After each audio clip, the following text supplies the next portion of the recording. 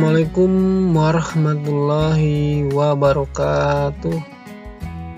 Selamat pagi anak-anakku kelas 4. Hari ini kita akan belajar pada pembelajaran IPA kelas 4, tema 5 pahlawanku, di subtema 3 sikap kepahlawanan. Bapak pastikan hari ini kalian semua tentunya sudah berdoa terlebih dahulu untuk mengawali pembelajaran kita. Ayo semuanya persiapkan. Tujuan pembelajaran di hari ini yang diharapkan yaitu pertama, setelah membaca dan mendengarkan, siswa diharapkan dapat memahami tentang jenis-jenis cermin. Yang kedua, setelah membaca dan mendengarkan, siswa diharapkan dapat memahami tentang ciri dari cermin cembung dan cermin cekung. Tentunya tujuan pembelajaran ini adalah harus kalian semua kuasai. Oke, kita lanjutkan. Cermin merupakan salah satu benda yang dapat memantulkan cahaya atau masuk dalam kategori pemantulan teratur. Kemarin kita sudah belajar tentang pemantulan cahaya, tentunya kita akan melanjutkannya ke tahap selanjutnya yaitu tentang cermin.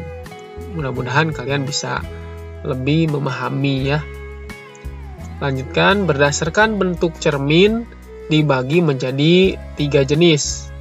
1. Cermin datar, 2.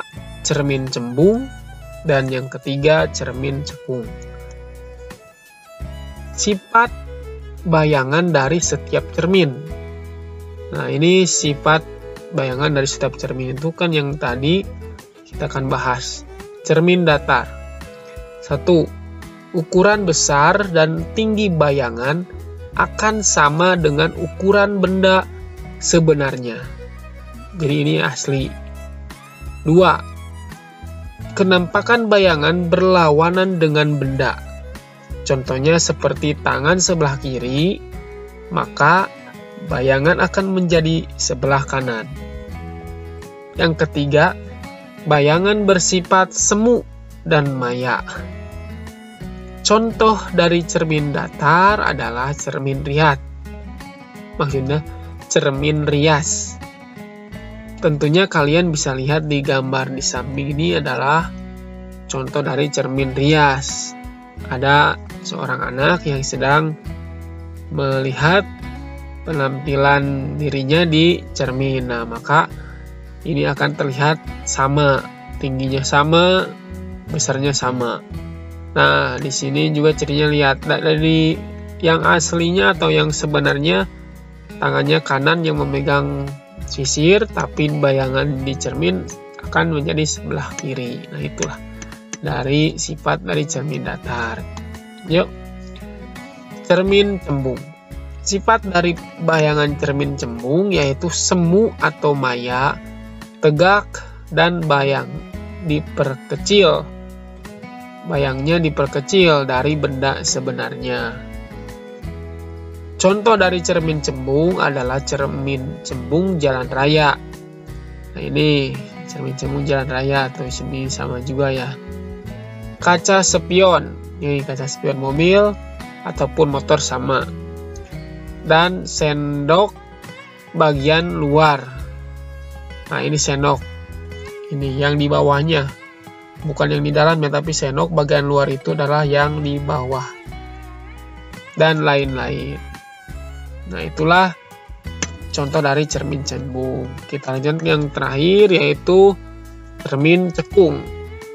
Nah, bagaimana sifatnya dari bayangan cermin cekung? Nah, ini yang pertama, jika benda dekat.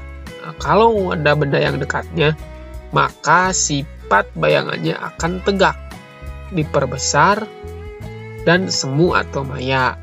Yang kedua, jika benda jauh. Nah, sebaliknya ya, maka sifat bayangannya akan nyata, terbalik, dan diperkecil. Contoh dari cermin cekung adalah senter, ini senter, sendok bagian dalam, ini yang bagian dalam, yang di atasnya, dan lampu mobil atau motor. Ini menggunakan cermin cekung. Ini lampu senter juga ya. Paham kalian semua? Mudah-mudahan kalian semua bisa paham ya. Dari pertama jenisnya, lalu kalian tahu ciri-ciri dari cermin tersebut. Cermin datar, cermin cembung, ataupun cermin cekung. Nah, itulah materi pembelajaran IPA di hari ini. Mudah-mudahan kalian semua bisa memahami, bisa lebih tahu lagi pengetahuan kalian dan wawasan kalian tentang jenis ataupun ciri dari cermin. Untuk lebih giat lagi, Bapak harapkan kalian semua dapat membaca buku paket IPA, maksudnya buku paket tema 5 di buku yang sudah kalian punya masing-masing.